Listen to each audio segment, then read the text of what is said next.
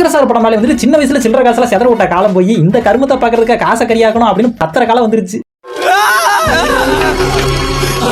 எடுத்ததுல Indian 2 தாப்பா பிரம்மாண்ட திரை காவியம் அப்படின்னு சொல்லி நம்ம கொண்டாடி முடிச்ச நேரத்துல அதை நான் ஓவர் டேக் பண்றேன் அப்படிங்கிற மாதிரி வந்தாதான் கேம் சேஞ்சர். இது வந்து ஒரு திரை ஓவியம்.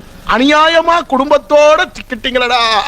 இந்த படத்துக்கு கேம் சேஞ்சர்னு பேர் வச்சதுக்கு பதிலா வெரி டேஞ்சர்னு பேர் வச்சிருந்தீங்கன்னா அந்த பக்கமே நம்ம போயிருக்க மாட்டோம்ல. ஏன் சார் அப்படி பண்ணீங்க? இந்தியன் 2 கேம் சேஞ்சர் இந்த ரெண்டு படத்தோட டைட்டில் கார்டுக்கு போட்ட ஐடியா அண்ட் மைண்ட்ல கொஞ்சம் எடுத்து படத்துல போட்டுறாங்க அப்படின்னா படமாவது நல்லா வந்திருக்கும்.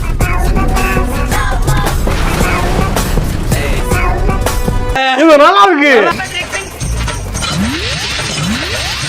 நம்மளுக்கு என்ன டவுட்னா இந்தியன் 2 படத்தை கூட இந்தியன் 1ல இருந்து இன்ஸ்பயர் ஆகி எடுக்கிறேன்னு சொல்லிட்டு அரட்டிஷ் பண்ண அங்க இருந்து கதை எடுத்து கலக்க தெரியாம கலக்கி குழப்பி வச்சிருந்தாரு. ஓகே, ஆனா இந்த கேம் சேஞ்சர் படத்துல அப்படி என்ன கதை இருக்குன்னு இந்த படத்தை போய் கார்த்திக் சுப்ராஜ் கடை வாங்கி இந்த படம் எடுத்து இப்படி மொக்க வாங்குவாருன்னு சங்கர் கன்னியாருக்கு நமக்கு இல்ல அந்த படமத்தை யாருக்கும் புரியல. என்னங்க எனக்கு ஒண்ணுமே புரியல.